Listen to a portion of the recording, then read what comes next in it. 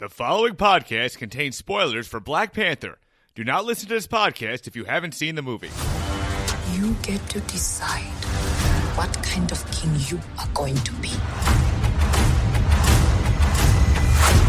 This is the Bunzerelly Show.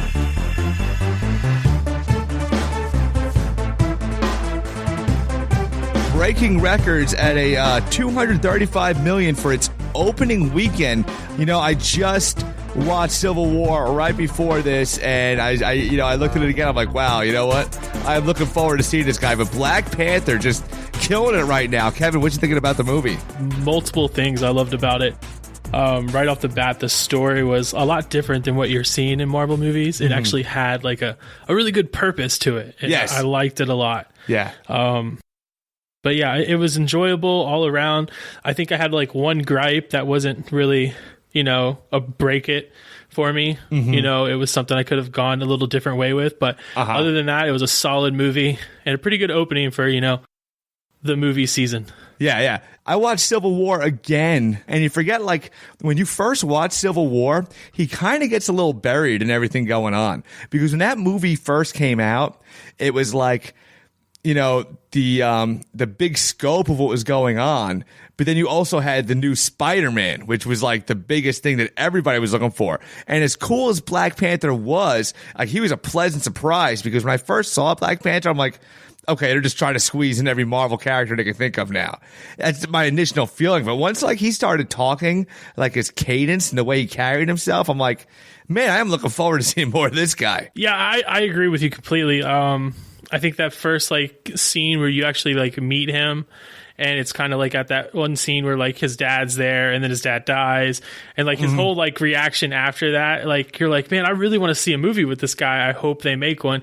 And, luckily they did. And, Chadwick Boseman, he kills it when he plays that character. Yes. So, like, I'm super happy with him being that character. I think he does a great job, and I'm happy to see what he will carry into Infinity War, because it looks like he'll be a pretty, big character in it. I think he's not going to get, like, pushed into the back or anything this time around. No, I'm actually, like, really looking forward, kind of like Wonder Woman I was with the Justice League. Like, I am looking forward to more Black Panther. Like, it's kind of a treat where you got, like, two months from now, you got Black Panther again. Yeah. Kind of like how Thor was, like, the last Avengers movie, and all of a sudden you see him again, like, 2 months later when Avengers came out. I'm sorry, Captain America was the last one, I believe. Where he comes off, I don't know if it's like directly off of Civil War. That's how it kind of looked, but he's stepping into that role of king again. I think it is. It does do a little bit of, like, callbacks. You do get a couple of scenes with, like, his dad's character. I think it does come, like, pretty early after Civil War ends, which is good. Like, yeah. It was nice to see. I liked seeing, like, the Wakanda culture, and that's what you got from this movie. It was super neat to see, like, a little bit of a backstory of, like, the tribes, and then you get everybody and the history of it, and then you see, like, they're not like religion, but they're like beliefs almost, and, like, how they, like, do, like, their rituals and everything. It was really cool to see, because Wakanda is something that, like, you don't hear a lot about, and, like, other than just Black Panther, and it's a pretty predominant big thing in Marvel. Yeah, it has that big resources, so it's cool to see it finally be out there. I like when they drop in on it, because they're like, hey, it's beautiful, isn't it? And you see, like, Africa, and you're like, yeah, it is beautiful. And all of a sudden it becomes like Dubai, and you're like, wow, it's like a whole bustling metropolis. It's like, it's really cool. But they maintain that kind of, like, that culture. The whole thing was, like, awesome. Like, the whole backstory of Wakanda, like, it was really deep. I wasn't expecting any of that. Yeah, I enjoyed it a lot. I think my favorite parts, and I'm trying to think back now if it was in the movie, because in the trailers when it first came out, like, Andy Serkis, who plays Ulysses Claw, he's one of my favorite characters from his scenes in Age of Ultron. But then when you see him now, he's even more great, and Andy Serkis kills it in all his roles. Correct me on something. Did he mention Wakanda? Didn't he give Ultron vibranium? Was that his role? I can't remember. So he's introduced in Age of Ultron. And this is, of course, before he gets, like, his mechanical arm type. Yeah. Like, so sorry. That's like what he is in the comics. Like he doesn't, he has that, but this was when they introduced him. He's kind of just like a mercenary type, like, gun runner. And he has the vibranium he stole from Wakanda, and Ultron ultimately, takes it. I don't think he takes all of it, but I think he either takes some of it or all of it. Yeah. But then of course he loses the arm. You get that historical scene where he's like, "Oh God, I'm sorry." Yeah. He's like, "I don't mean to," and then he like kicks him off the stage. So in this movie, he's back. This time he has like a vibranium like pistol that's like in his arm. Yeah. And it's super neat to see like when he does it. But I just love his character. Yeah. And like the whole scene like where they're in the museum and he's like, they're killing all the guards. Yeah. He's like, "Hey," he's like, "You come over here." He's like, "You can go." Yeah. And he's like, "Go ahead, run along." And he shoots him in the back, and the guy's like, "Why'd you do that?" He's like, "It's good to spread around the crime scene." Yeah, make it look more natural and sloppy. He's like, he's hilarious in the fact that he's just an amazing actor because he can do so many voices, and like he goes from being, Snoke in Star Wars, and then he plays Caesar and Planet of the Apes, and then he's doing this. Yeah, that guy's all over like every franchise, and even now, even when he's not like obviously Snoke being gone, but he's still like coaching whoever's, I forget the actress's name, but whoever's working Maz Kanata, like he's still behind the other motion capture actors too. He's always got his hands in it, kind of like Ray Park when he played Darth Maul. Even after Maul died, I think he was still choreographing the lightsaber fights. I know he choreographed that one, but like he could write his own ticket, Andy Serkis. He's just like, wherever they need that, he's like on top of that whole mocap thing. Yeah, and I think mocap in motion like capture is like his bread and butter. Like you want something done and you want it done really well, he kills it every time because he did it for 3 movies with Caesar and being an ape. And he doesn't play around. He actually like does the motion capture of everything, like crawling like an ape. It's ridiculous. You watch the behind the scenes and see how they like made the thing to make it look like he ran like an ape. Very cool. But I loved him in this movie. This is like that spoiler review, so it sucks that his character gets killed. Yeah, because he was a good one. He was really good. And I was just like man, Black Panther and like Ulysses Claw, like they're like main villains.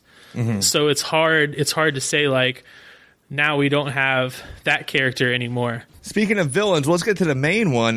Let's get to Michael B. Jordan, his character, Eric Killmonger. It's so funny that like somebody who said like, yeah, I never heard of Killmonger because you rarely hear him like referred to. But Killmonger, his whole story as it unfolded before your eyes like that.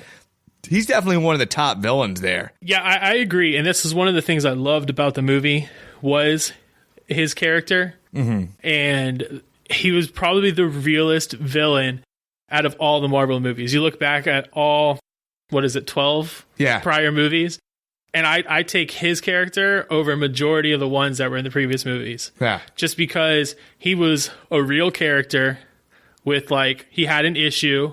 And it was like more of a deep-seated personal issue. It's not like, oh, world domination or type thing. It was like a real issue for him. And that was cool to see. And that was what set this movie apart from all the other movies. Like it wasn't like a joint thing with Avengers. It wasn't like a Thor thing, like being on another planet. It was down to earth. It was grounded. Yeah, it was very grounded. And that's what I liked about him a lot. Well, the message that he had, it's really funny because it's like as the Black Panther T'Challa, as he's realizing the origin and we're learning the origin, he's never like the Black Panther's always like sympathetic towards him. I think through the whole thing. There's never a part where he's like, he from the beginning, he's like, oh my God, we made this happen. And the more he learns about the story, the more he's like, when he first comes, like he comes for that fight right away and he realizes who he is, the origin. And even though like, he kicks Black Panther's ass, even like Black Panther feels bad for him then. But it's kind of cool how they showed us that challenge in the beginning to kind of lay the groundwork so we understood later But also, off to the side, I like that little mountain village, and I like that role they played later. Yeah, I did like, and that was something that was cool. Like, start out from the beginning of the movie, I liked was that they introduced you like, hey, there's 5 tribes. You know, 4 of them are copacetic. That's Wakanda, and there's that 5th like mountain gorilla tribe. Yeah, and when you see them again in the movie, the guy that plays like their leader is pretty funny. Like the Martin Freeman scene where he starts to talk and they all start like barking at him. Oh, yeah. he's like, if you talk one more time, I'm gonna feed you to like my kids. And it's hilarious. He goes, I'm just kidding, we're vegetarians. We'll be right back.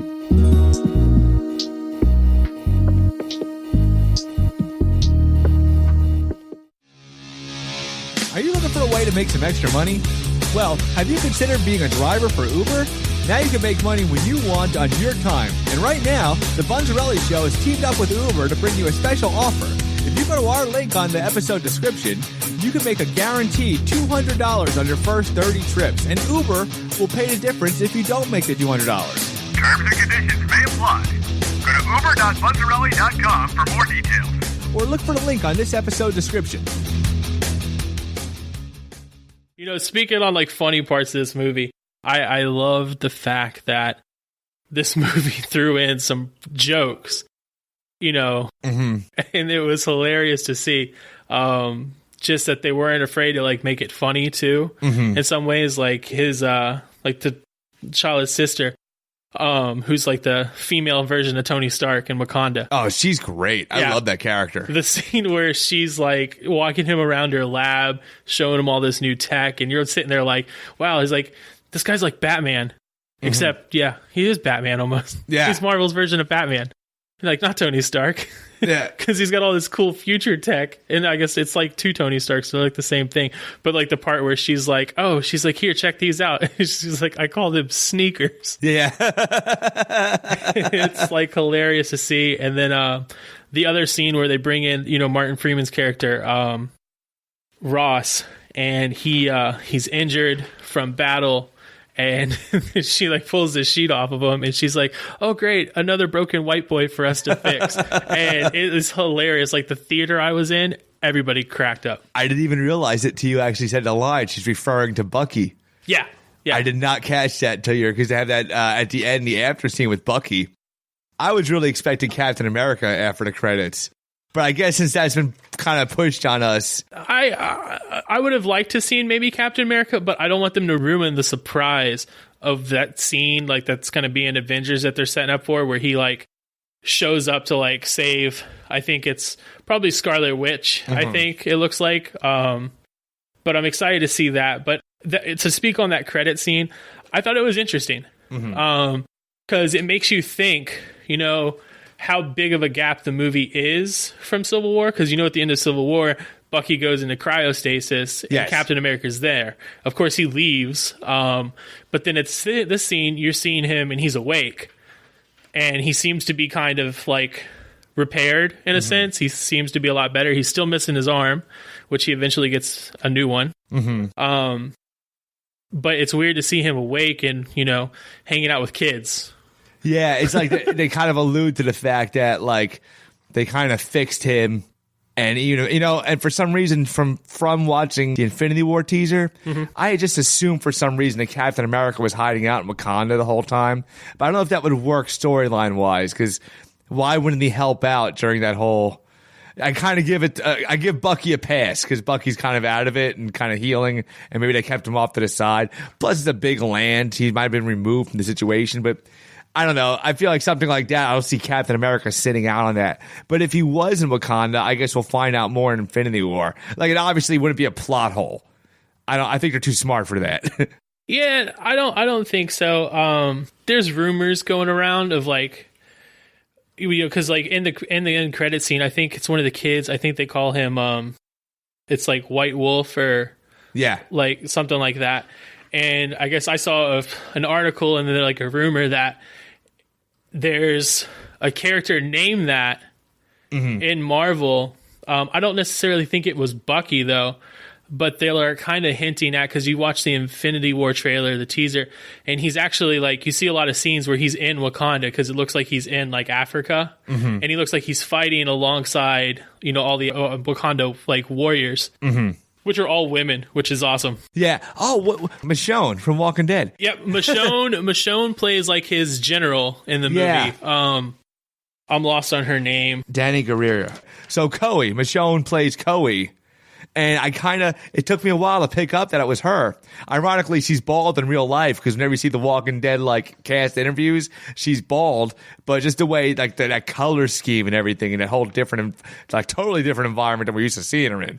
And but when she starts fighting, you're like, oh, that's Michonne. Yeah, I remember reading like one of the, like before I saw the movie, I think I took a look at a review for the movie, and I think they said one of the big things that stood out were like the women warriors, and that, you know, she didn't have a big role in the movie, but when she was in a scene, she killed it, and she pretty much commanded it. Yeah. Like I think like the first like big battle scene you see her in is like the one at the casino, and then they do the car chase right afterwards, and she does that like flip off the car and like lands on the sliding like door. It's pretty intense. That movie took a lot of different directions. Like, I did not think it was going that way. Yeah. Even from the trailer, I did not, like, you see him jumping on the car, but I didn't know his sister was driving like the hologram car. Like, they kept a lot of stuff like close to the vest on this. A couple interesting things. The guy who plays the king, T'Chaka, his son played the younger version of himself. Like, remember when in the flashbacks when he kills his brother? Yeah. That's his son of the older king. Oh, okay. Yeah. So now here's the real funny part, because I'm looking up actors' names. So I'm like, okay, so all right, so Forrest Whitaker. So Forrest Whitaker plays Zuri. But it wasn't even I was looking for that. I see Denzel Whitaker. And I'm like, what? Are you kidding me? And I'm like, oh, wow. Did Forrest Whitaker be like, oh, let me get my son in there too? Now, here's the thing. Denzel Whitaker, now there's a movie, The Great Debaters, with Denzel Washington, Forrest Whitaker, and Denzel Whitaker, okay? He has no relation to Forrest Whitaker, and he's named after Denzel Washington, but he has no relationship to Denzel Washington. And it's too coincidental. And he plays Forrest Whitaker's younger self in this movie. So it's this whole, so I was like, yeah, here's a steal, but none of this is connected. It's just like the weirdest, most random thing. But I went in this whole like IMDb search to solve the mystery, and it was like a long road to nothing. Like, I was about to say, I can't even tell you if I saw The Great Debater. Yeah, I knew it was a movie with all three of them in, but I'm like, nope, no relation, nothing. So another thing, when the obviously the climax of the movie, but his relationship with Killmonger, that whole thing where I said where he has the sympathy towards him, and even the end, because the way the movie wraps up is kind of where Killmonger was going, but like a more not where he was going, but like kind of like a different means to the kind of the same idea. It was like, because Killmonger, what he wanted to do was sell up all this vibranium to raise money to help, like, you know, the bad neighborhoods like he grew up in. That was like kind of like the message behind it. He's going to sell these weapons. Of course, you sell that vibranium to just any buyer. That's a dangerous thing. But it's kind of neat. Like, I think the Black Panther was really touched right up to the very end, even Killmonger's death, where he decided to kind of, it's almost like as a, you know, he kind of paid his tribute to Killmonger, you know, at the end, when he's doing the community outreaches and things. Well, don't forget, you know, Killmonger is related. That's right. You know, I think they're cousins. They are cousins, yeah. Yeah, so, you know, I think when you see that end, and it's a really intense end, because, you know, he says that line, and it's like, that's a pretty, like, hardcore line to say. Which one? Where there's the people that don't look like us, or? No, it's the scene where he's like, let me like save you. He's like, no. He's like, I'd rather, you know, jump off the ships, you know, because they knew that, you know, death was better than like bondage or something like that, hitting to like slavery. And it was a really interesting thing to like have him like final words type thing, but it fit with the character perfectly. And I think, you know, I agree, you know, he kind of does like say, you know, with what they do towards the end of the movie with like, he's like, I bought the block. He's like, I bought the building over there. And this is going to be the first like Wakanda outreach. And it ends up being the building that his dad was murdered and stuff. So it's pretty interesting. I think even from the beginning of the movie, you kind of see that, you know, the Black Panther character doesn't want to be like the other past kings of Wakanda. No, he right away knows that whole thing was a big mess. Like as soon as he like, starts putting the pieces together, he's like, "Oh God, we made a mistake." Yeah, he wants to like help. So I think that's really cool, and that's why you get that mid-credit scene where he's at like the UN and he's saying like, "Hey, you know, we're gonna, you know, show you what Wakanda really is," and that'll be really interesting to see, like, because I think Wakanda is probably going to have a big part, of Infinity War. I think so too. Because you think about it, vibranium is such a power in itself that you know, it creates the strongest metal. They have a lot of like high-tech weapons, you know, vibranium suits that don't, you know, you don't get killed. I think they're going to play a big role in fighting Thanos. Yeah, the way they were going at it was, I thought they were going to allude to like there was a gem there, but I feel like they would have told us if there was. It could be a surprise, but I mean, I think the gem thing is kind of like played out because you've seen so many of them, like the Infinity Stones, and you know where majority of them are. Like, I think one or two of them is in. Loki's got one. The Guardians got one. Doctor Strange. Yep. Vision. So that's 4. So there's a 5th one. I think there might be one that's not accounted for. Well, the one that was at Thor, I think is the Tesseract. I think he just grabbed it again. Well, yeah, he has. I think Loki has 2. I think he has the ether from Dark World.